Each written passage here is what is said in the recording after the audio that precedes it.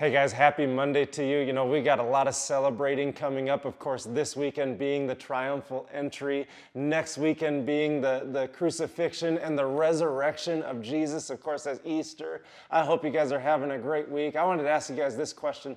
How many of you guys, maybe you're in a spot right now where you're holding on to something you need to let go of? Maybe someone did something to you that you need to forgive, whatever that might be. I know I'm found in that spot once in a while, and I wanted to remind you of the same thing I remind myself.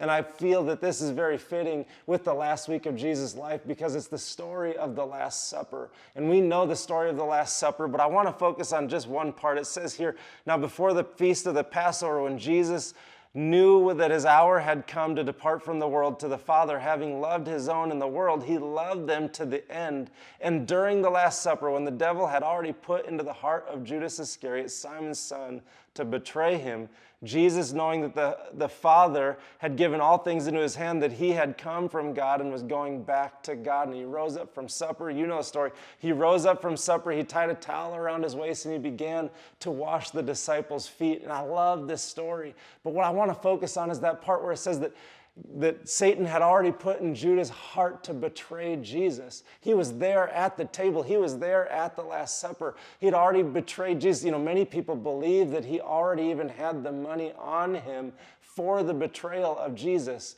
Jesus had every right to uninvite him from the Last Supper. Jesus had every right to kick him out of the group of the 12 disciples, but Jesus didn't. He allowed him to stay.